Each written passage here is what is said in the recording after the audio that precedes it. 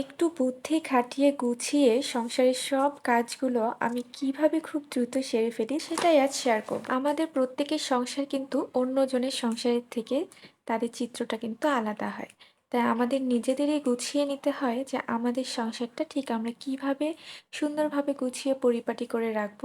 চলুন তাহলে দেরি না করে দেখে আসি।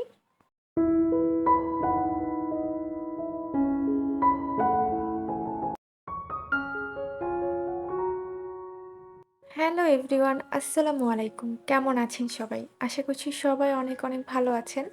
আলহামদুলিল্লাহ আমিও অনেক ভালো আছি। নতুন আরো একটি ব্লগ দেখার আমন্ত্রণ জানিয়ে আজকে ভিডিওটা আমি শুরু করছি। তো ভিডিওর শুরুতেই সুন্দর কিছু ফুলের চিত্র আপনাদের সাথে আমি শেয়ার করলাম। ফুলের কালারগুলো অনেক সুন্দর ছিল। বিশেষ করে ইয়েলো কালার ফুলটা কিন্তু অনেক বেশি সুন্দর ছিল। ইয়েলো কালার গোলাপ আমি খুব একটা মনে হয় চোখে পড়েনি আমার আরকি। ভীষণ সুন্দর ছিল। সকালে নাস্তা বানানো থেকে শুরু করে রাতের খাবার সবকিছুই করতে হয় একজন গৃহিণীকে। দিনের বেশিরভাগ সময়টাই কাটে কিন্তু সংসারের কাজ করতে করতে।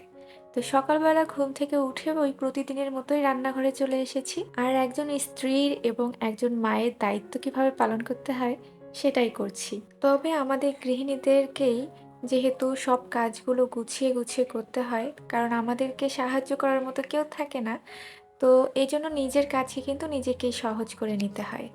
তাই আপনার সংসারে যখন কোনো কিছু আপনি করতে যাবেন, ঠিক সেভাবেই করবেন যেভাবে আপনার করতে সুবিধা হয়। ঠিক সেভাবেই পরিকল্পনা করুন। কারণ আপনার সংসার আপনি কিভাবে সাজাবেন এর কিন্তু কোনো ধরাবাঁধা নিয়ম নেই।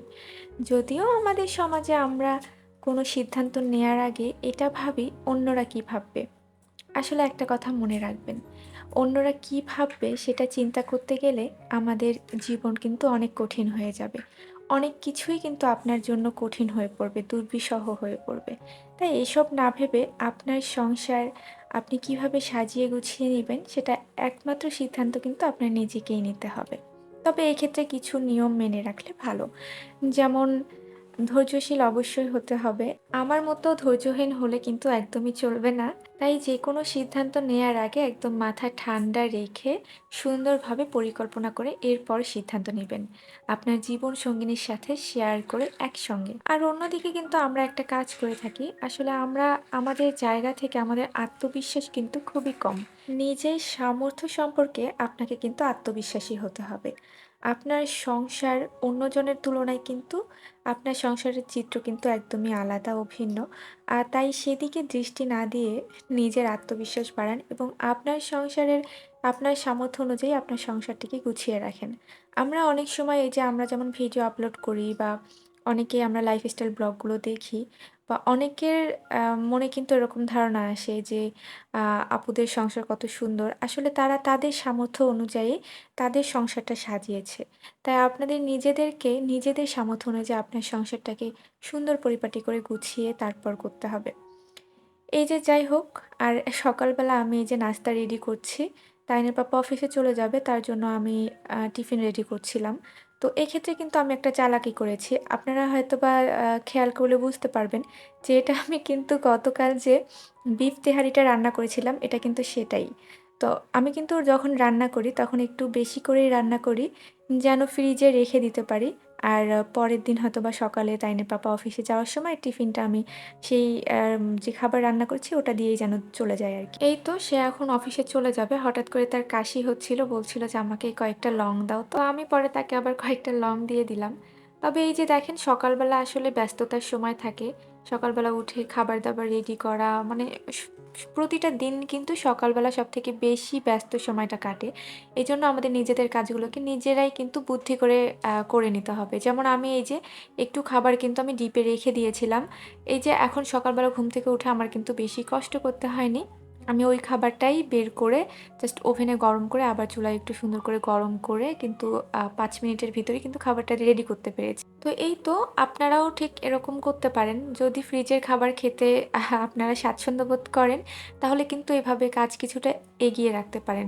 যেরকম হয়তোবা অনেক মাছ নিয়ে এসেছে, মাছগুলো কিন্তু একসঙ্গে খুব সুন্দর করে ধুয়ে তারপর প্রতিটা মাছ যদি আপনারা ভেজে তারপর ফ্রিজে রেখে দেন, তাহলে কিন্তু পরবর্তীতে রান্না করতে কিন্তু আপনাদের অনেক সুবিধা হবে। কারণ আমরা যখন রান্না করি তখন দেখা যায় কি, মাছ ভিজিয়ে রাখাটা কিন্তু একটা ঝামেলার ব্যাপার। যে মাছ কখন ভেজানো হবে, কখন নরম হবে অনেক সময় আমরা ভুলে যাই। তো এই ক্ষেত্রে কিন্তু এভাবে মাছ ভেজে রেখে দিবেন। জাস্ট আপনার যে কয়েকটা প্রয়োজন সে কয়টা বের করে রান্না করে নিলেই হয়ে গেল। ঠিক এইভাবে কিন্তু আরো বিভিন্ন রকম জিনিস আছে, যেমন বুট, তারপর সবকিছুই, মাংসও কিন্তু আপনারা কিছুটা রান্না করে ডিপে রেখে দিতে পারেন। হঠাৎ করে দেখা যায় বাসায় আত্মীয়স্বজন আসলে কিন্তু একটু ঝামেলার মধ্যে পড়তে হয় যে হঠাৎ করে এসেছে, কখন মাংস ভেজাবো, কখন রান্না করব। তো সেক্ষেত্রে কিন্তু আপনারা মাংস রান্না করে ফ্রিজে রেখে ডিপে রেখে দিতে পারেন। পরবর্তীতে গেস্ট আসলে জাস্ট বের করে গরম করে নিলেই হয়ে গেল আরকি। তবে আমি যেহেতু ট্রাই করেছি, তো সেহেতু আমার কাছে কিন্তু একদমই খারাপ মনে হয়নি। আর মনে হচ্ছিল যে এখনই রান্না করা খাবার। তাই আমি আপনাদেরকে সাজেস্ট করছি আরকি। তো এরপর ডাইনে পাপা যাক চলে গেছে, অনেক গল্প হলো। আর এরই মধ্যে আমার ছেলে ঘুম থেকে উঠে গেছে। তো আমি এখন ওর নাস্তা তৈরি করছি। তো সকালবেলা হয় কি, ও প্রচুর ঝামেলা করে, "মাম্মা এটা খাবো না, মাম্মা ওটা খাবো না।" তো এজন্য মাঝে, মাঝে আমি একটু এভাবে প্যানকেক তৈরি করে দেই। আমার মনে হয় প্যানকেকের রেসিপি আপনাদের সবারই জানা আছে। তারপরও আমি একটু বলে দেই। ১ম এ চিনি নিয়েছিলাম। আপনার স্বাদমতো আপনি চিনি নেবেন। এরপর এর মধ্যে হচ্ছে একটা ডিম দিতে হবে।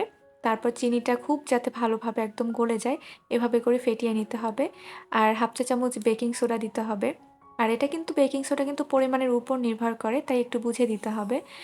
আর এরপর আমি হচ্ছে একটু দুধ নিয়েছিলাম। আর ময়দা নিতে হবে, সাথে কিন্তু ভ্যানিলা এসেন্স একটু দিতে হবে। তাহলে কিন্তু ঘ্রাণটা একটু ভালো আসবে। তো এই তো আমি এভাবে করে এই তো বানিয়ে নিলাম। কালারটা কিন্তু ভীষণ সুন্দর দেখাচ্ছে। আর বাচ্চারা কিন্তু এরকম কালারফুল জিনিস খেতে কিন্তু অনেক বেশি পছন্দ করে। ওই তো আমার ছেলে চলেও এসছে। তো আমি উপরে খানিকটা কিন্তু মধু দিয়ে দিচ্ছি। আপনারা যদি মধু পছন্দ না করেন তাহলে এটা স্কিপ করতে পারেন। আর আপনারা কিন্তু চাইলে নিউটেলার সঙ্গেও কিন্তু এটা খেতে পারেন। আর এই প্যানকেক রেসিপিটা কিন্তু আসলে ছোট থেকে বড় সবাই পছন্দ করে। আমি নিজেও অনেক বেশি পছন্দ করি। তো যাই হোক, আমার ছেলে বলছে যে, "মাম্মা এটা তো একদম কেকের মতো হয়ে গেছে। একটু কেক কাটি।" তো আমি আরকি একটু কেটে ওকে দেখালাম। তো বাচ্চাদেরকে কিন্তু এরকম নতুন, নতুন কিছু তৈরি করে দিলে কিন্তু ওরা খেতে বেশ পছন্দ করে।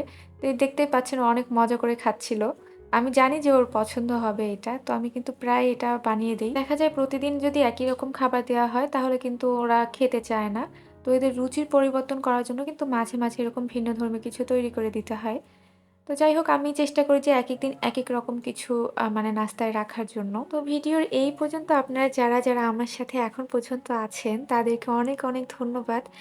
আর যদি এখন পর্যন্ত একটা লাইক দিতে ভুলে গিয়ে থাকেন তাহলে অবশ্যই একটা লাইক দিয়ে দিবেন প্লিজ। কারণ আপনার একটা লাইক কিন্তু আমার এই ভিডিওটা আরো অনেকের কাছে পৌঁছে দিতে সাহায্য করে। আপনারা সবাই জানেন। আর এই কথাটা আরকি রেগুলার বেসিসে আমি বলি। তারপরেও হয়তো অনেকে ভুলে যায়। আমি জানি এই কথাগুলো শুনতে আপনাদের অনেকেরই বিরক্ত লাগে। তারপরও আমি বলি, কারণ কি করব বলেন? না বলে তো উপায় নাই। তো যাই হোক, আর যারা আমার চ্যানেলে আজকে নতুন এসেছেন তাদের কাছে রিকোয়েস্ট থাকবে যে একটা লাইক অবশ্যই দিবেন। আর পুরো ভিডিওর কোনো অংশ যদি আপনাদের একটু ভালো লেগে যায় তাহলে অবশ্যই আমার চ্যানেলটিকে সাবস্ক্রাইব করে আমার সাথেই থাকতে পারেন। আর অবশ্যই কিন্তু বেল বাটন আইকনে কিন্তু একটা ক্লিক করে রাখবেন। তাহলে আমার ভিডিওগুলোর নোটিফিকেশন আপনার কাছে চলে যাবে। তো যাই হোক, এবার আসলাম বাজার গুছানোর পালা।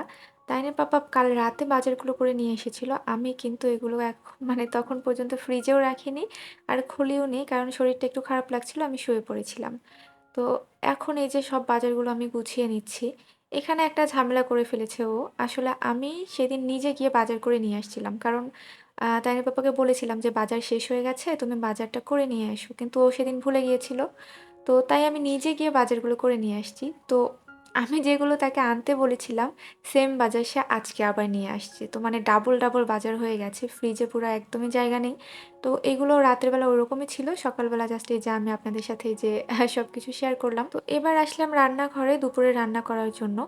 এই তো এখন ফুলকপি দিয়ে আমি মাছ রান্না করব আলু বেগুন দিয়ে। শীতের দিনে এই সবজিটা কিন্তু প্রতিটা ঘরে, ঘরে রান্না করা হয়। তো আমিও তার ব্যতিক্রম না। আমিও সবসময় এই ফুলকপি আলু বেগুন দিয়ে রান্না করি। আমার কাছে অনেক বেশি ভালো লাগে। আর যেহেতু আমি শীতের সবজি ভীষণ পছন্দ করি, তাই তো থাকবেই, এটা মাস্ট বি। তো এই তো সবকিছু কষিয়ে নেওয়া হয়ে গেছে। আমার রান্না প্রায় শেষের দিকে।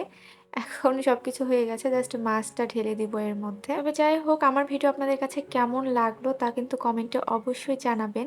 আর ভিডিওটা আজকে বেশি বড় করব না, এখানেই শেষ করব। সবাই ভালো থাকবেন, সুস্থ থাকবেন। আল্লাহ হাফেজ। আসসালামু আলাইকুম।